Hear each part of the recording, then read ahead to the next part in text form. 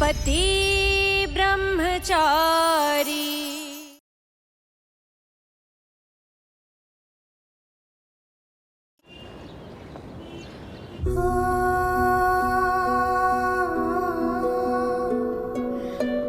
అత్తయ్య,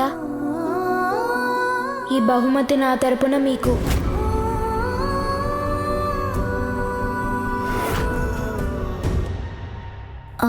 అత్తయ్య, తను ఎందుకని మీకు బహుమతి తీసుకొచ్చి ఇవ్వాలి? మీరు తనని బాగా తిట్టారు కదా. ఖచ్చితంగా ఇందులో పాము, తేళ్లు ఇంకా పురుగులు లాంటివి ఉంటాయి. దీన్ని మీరు తెరవకండి అత్తయ్య.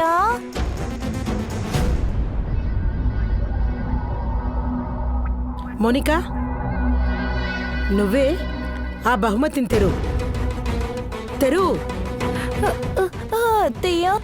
అత్తయ్య తెరిచిన తర్వాత పాము కట్టేస్తే నా కొడుకు అనాథ అయిపోతాడు అత్తయ్య. నువ్వు తెరుస్తావా లేదా వాత పెట్టమంటావా? తెరుస్తాను. తెరువు.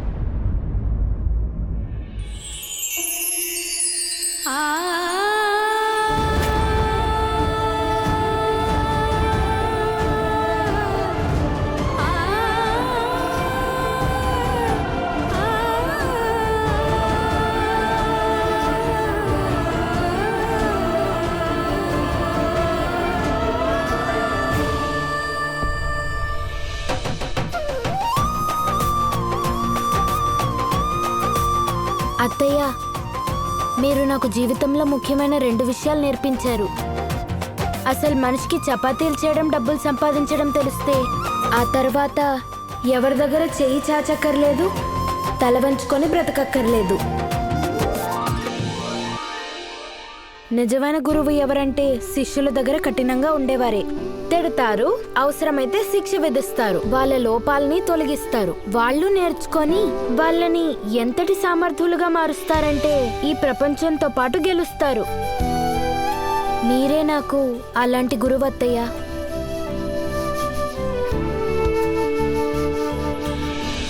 నీ విచారణలు, శిక్షలు ఇంకా పూర్తవలేదు.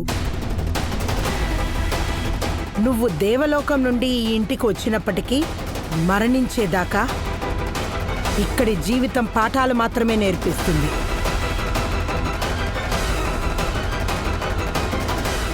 నేను చూస్తానులే నువ్వు ఎన్ని రోజుల వరకు నీ మాట నిలబెట్టుకుంటావని.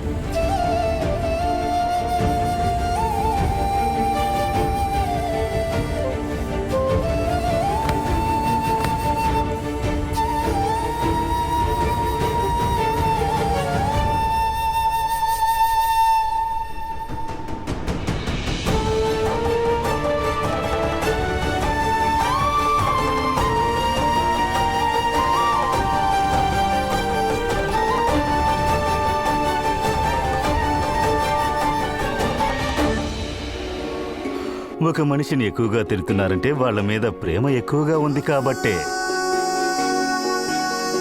అలాగే ఇలాంటి కోపాలన్నీ ఎక్కువ రోజులుండవమ్మా. నువ్వు కావాలంటే చూడు, బాధపడొద్దు, త్వరలో అన్నీ సర్దుకుంటాయి.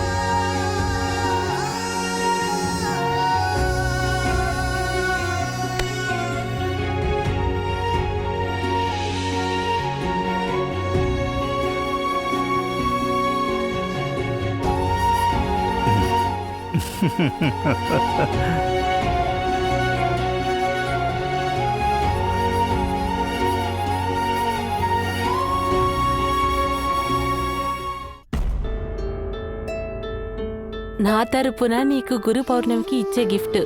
అరే wow wow wow wow wow. నా మనసు ప్రకారం నా దేవుడు, నా గురువు అన్నీ మీరు మాత్రమే నాన్నగారు. ఈరోజు గురు పౌర్ణమి. నేను మిమ్మల్ని సంతోషంగా ఉంచాలి. నా తరఫు నుంచి ఒక చిన్న గిఫ్ట్ నాన్న మీకు.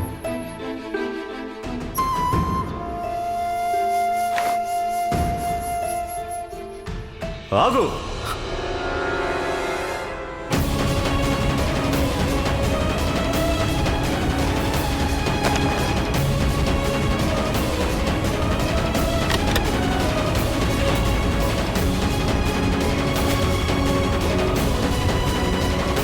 నాన్న నా గిఫ్ట్ని ఓపెన్ చేశారు.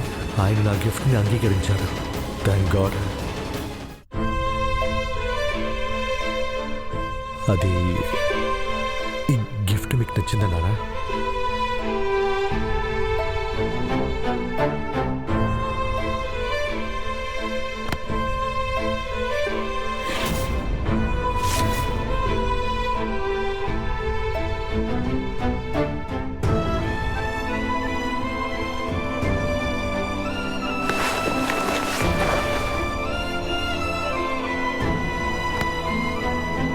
నాన్న మీరు ఏం చేస్తున్నారు?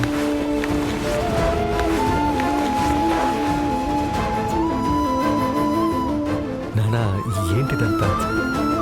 ఈ విధంగానే ఇషా నీ దగ్గర బందీగా ఉంది. పాపం తను నీ దగ్గర బానిసగా ఉంది.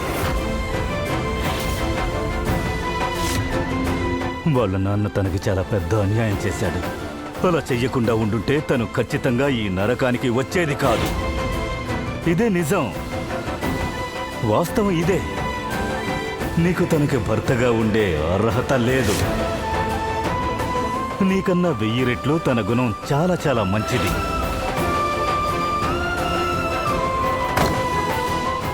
నిజం చెప్పనా?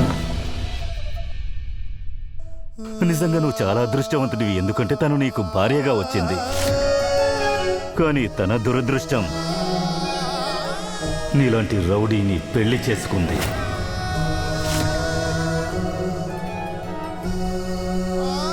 పాపం తను సంతోషమైన జీవితాన్ని వదిలేసి నీతో కలిసి జీవించాలని తను ఇక్కడ కష్టపడుతోంది. కానీ నువ్వు తనని ఇక్కడి నుంచి పంపించడానికి నువ్వు రోజు ఏదో ఒక ప్లాన్ వేస్తూనే ఉన్నావు. నీకోటి తెలుసా? ప్రతిరోజు సరళ వదిన ఆ అమ్మాయిని తిడుతూనే ఉంటుంది. ఎందుకన్న విషయం నీకు ఏమైనా తెలుసా?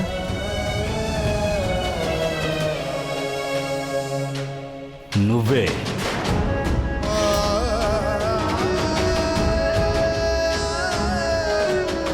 నువ్వు గనక పూర్తిగా మారిపోయావంటే తనకి ప్రశాంతమైన జీవితం దొరుకుతుంది.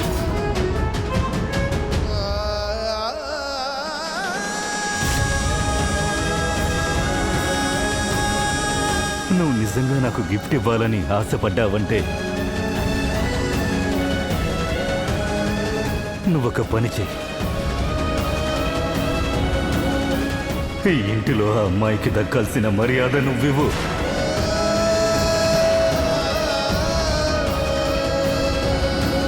తన్ని ఇక్కడి నుంచి వెళ్ళగొట్టద్దు.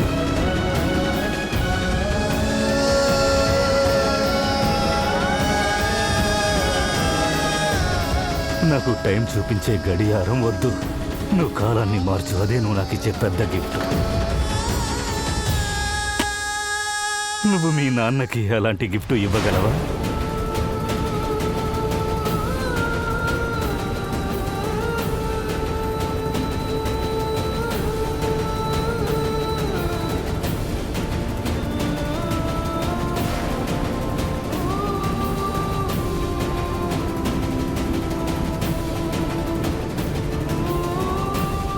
ఇవ్వలేవు కదా.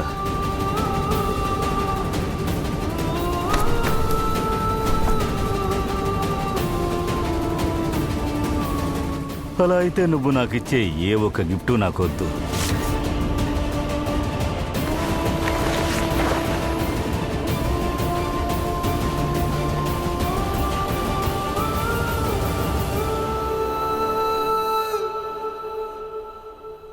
లేదు నాన్న, ఎన్ని జన్మలైనా నేను ఆ గిఫ్ట్ మీకు ఇవ్వలేను.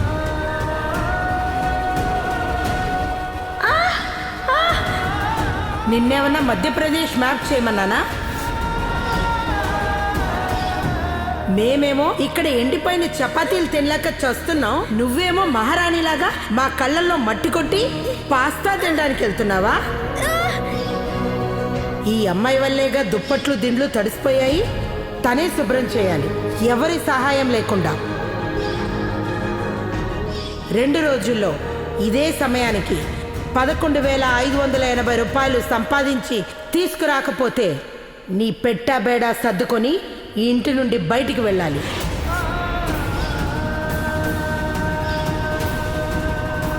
శిల ఎప్పుడు కదిలిందేంటి? లేదు సార్, అదేంటి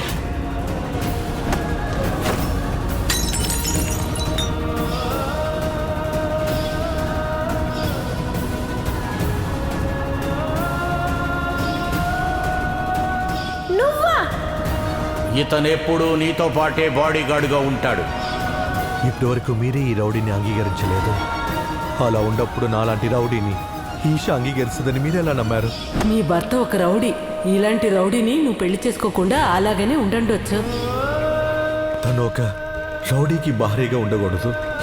ఇది చాలా తప్పైన విషయం.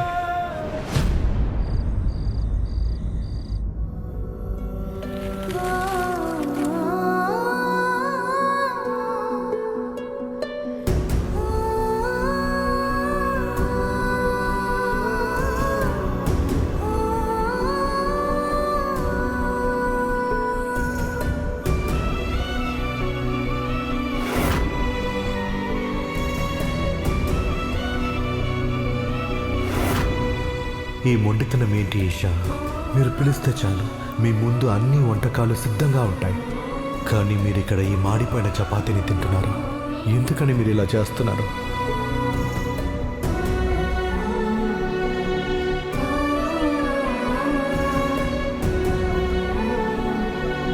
నువ్వు నిజంగా నాకు గిఫ్ట్ ఇవ్వాలని ఆశపడ్డావంటే నువ్వొక పని చెయ్యి. ఈ ఇంటిలో ఆ అమ్మాయికి దక్కాల్సిన మర్యాద నువ్వివ్వు.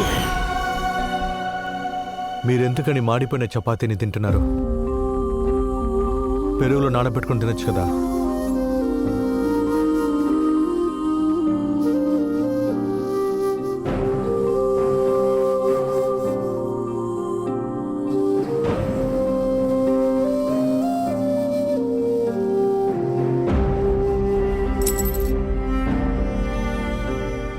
ఎవరు ఇక్కడ ఫ్రిడ్జ్కి తాళం వేసింది?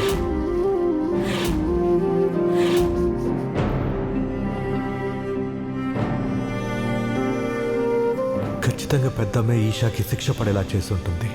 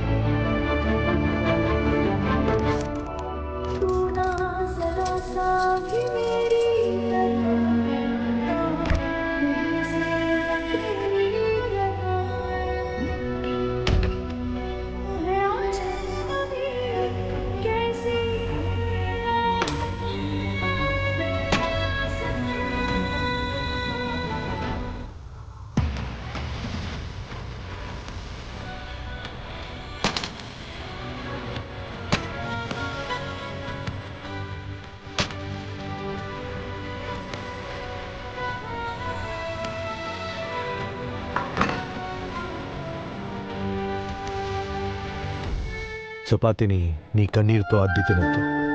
ఈ కూరలు అద్దుకుంటుంది. Thank you.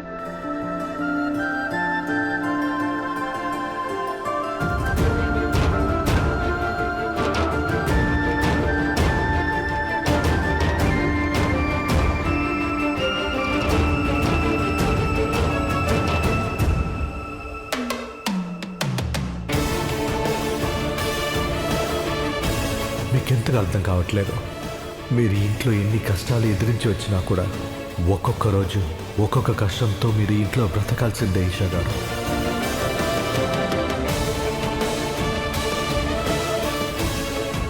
దీనికి బదులుగా మీరు ఈ ఇల్లు వదిలేసి మీ పుట్టింటికి వెళ్ళిపోవచ్చు.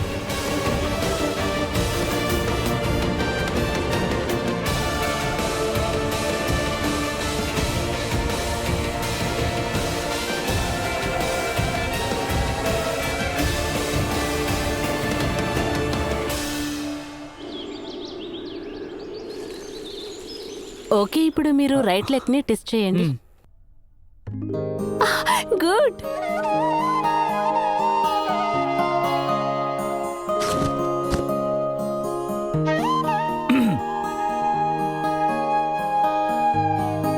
కొత్త షూసా? వావ్.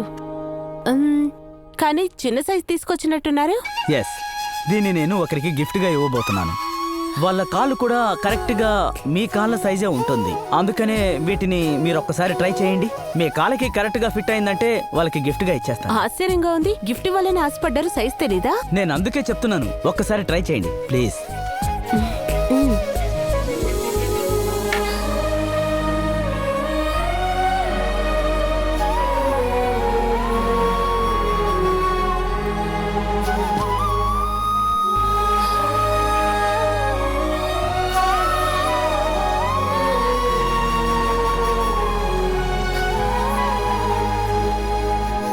ఒక్క నిమిషం, నేను హెల్ప్ చేస్తాను, ఉండండి.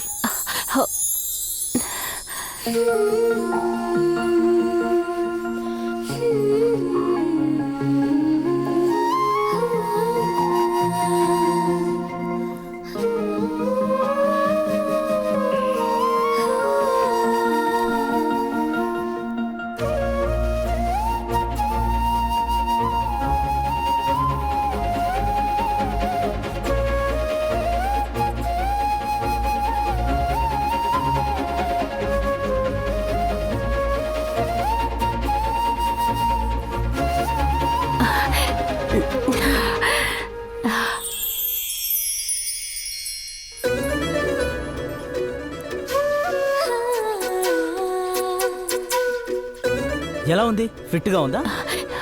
ఫిట్ గా ఉంది, కంఫర్టబుల్ గా ఉంది. మీరు ఎవరికి ఇవ్వాలనుకున్నారో వాళ్ళకి ఇచ్చేయండి. కరెక్ట్ గా ఉంది. వాళ్ళకి ఇది ఖచ్చితంగా నచ్చుతుంది. ఇచ్చేశాను. ఎస్ కావ్య మేడం, ఈ షూస్ మీకోసమే. నేను మీకిస్తున్న ఒక చిన్న గిఫ్ట్. గిఫ్టా? నాకా? లేదు లేదు లేదు, నేను ఎలా మీ దగ్గర గిఫ్ట్ తీసుకోగలను? వద్దు వద్దు వద్దు, నాకు ఈ గిఫ్ట్ వద్దు. ఒక్క నిమిషం కావ్య, నేను ఈరోజు నిలబడి ఉన్నానంటే అందుకు కారణం నువ్వే. నా కలలు, నా జీవితం అన్నిటికీ నువ్వు జీవం పోసావు. కానీ నేను నీకు ఈ షూస్ మాత్రమే ఇస్తున్నాను. అయినా నేను నీకు ఇది కూడా ఇవ్వకూడదా కావ్య? లేదు లేదు, ఇలాంటి కాస్ట్లీ గిఫ్ట్స్ నేను తీసుకోలేను. వద్దారో సార్, బాగోదు. Shut up. నువ్వు నా కేర్ టేకర్ మాత్రమే కాదు, నాకు మంచి ఫ్రెండ్ కూడా, సరేనా? ఫ్రెండ్స్ మధ్య నో ఉండకూడదు. ముఖ్యంగా ప్లీజ్ నన్ను ఆరో సార్ అని పిలవద్దు. అందుకు బదులుగా నువ్వు నన్ను ఆరో అని పిలిస్తే చాలా సంతోషంగా ఉంటుంది.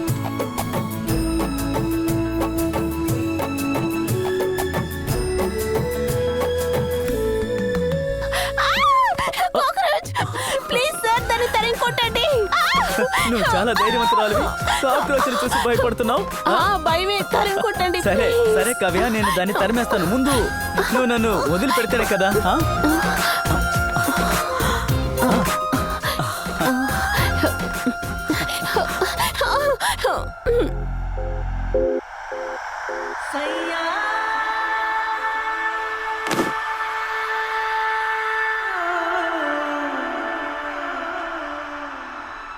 థ్యాంక్ గాడ్ మీరిద్దరు ఇక్కడే ఉన్నారు. అది నేను డాక్టర్ దగ్గరికి వెళ్ళాను రిపోర్ట్స్ కోసం.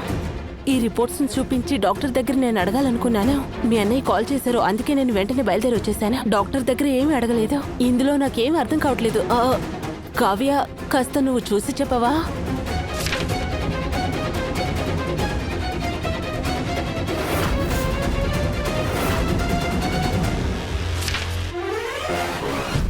ఖుష్బూ మేడం, మనం అనుకున్నది నిజమే. ప్రాబ్లం అనురాగ్ సార్ దగ్గర ఉంది. ఏంటి? అనురాగ్ సారు తండ్రి కాలేరు?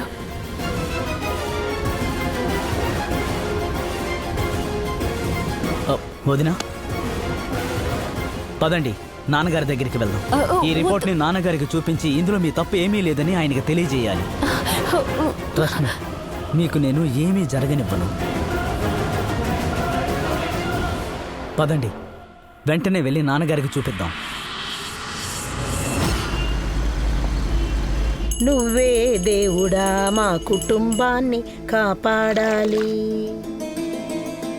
ఓరి దేవుడా అందరినీ కాపాడయ్యా. ఏ సూరజ్, హ? ఉదయాన్నే ఎక్కడికి బయలుదేరావు? అయ్యగారు త్వరగా రమ్మన్నారు. అందుకని ఇలాగే బయలుదేరతావా? ఆకలితో కాస్త తిని వెళ్ళు.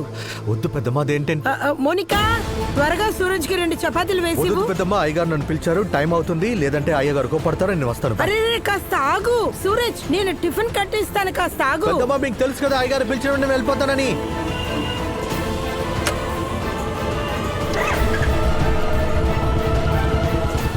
ఓరి భగవంతుడా, అయ్యగారు పిలిస్తే చాలు దేవుడు ఆజ్ఞలా పరిగెడతాడు. ఒక్క కాల్ వస్తే చాలు ప్రాణాలను అడ్డు పెట్టి పరిగెడుతున్నాడు. అసలు ఏం చేయాలో అర్థం కావడం లేదు. అరే రే రే, ఇవ్వు.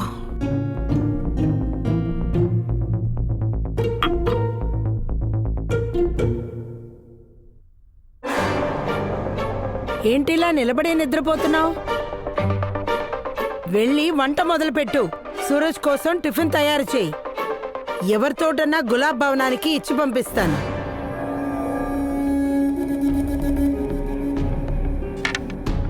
అత్తయ్య మీరే కదా నాకు నేర్పించారు, ఎవరూ నాకు నేర్పించలేదు. అదేంటంటే భర్త పనికి వెళ్ళాడంటే భార్య రెడీ చేసి టిఫిన్ బాక్స్ లో పట్టుకెళ్ళి ఇవ్వాలి కదా. అందుకని ఇప్పుడు మరిదికి భోజనం ఈశాని చేసి ఇమ్మని చెప్పండి.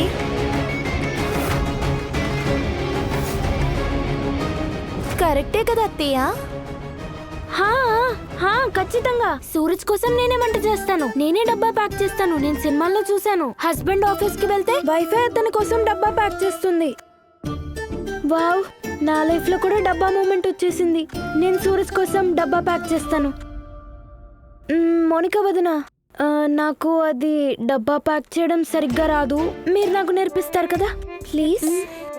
ఇలా చూడు ఈషా, నిజంగానే నీకు డబ్బా ప్యాక్ చేయడం రాదా, లేకపోతే నన్ను ఆట పట్టిస్తున్నావా?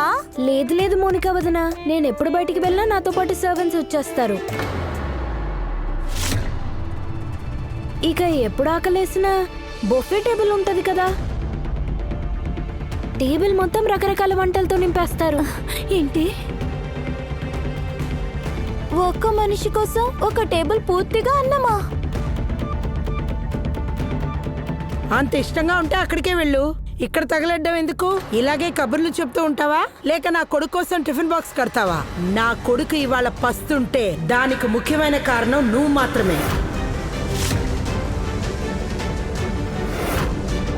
ఇవాళ నా సూరజ్ కోసం నా చేతులతోనే వంట చేస్తాను. అతను తిన్న తర్వాత అతని మనసులో నాకు చోటిస్తాడేమో.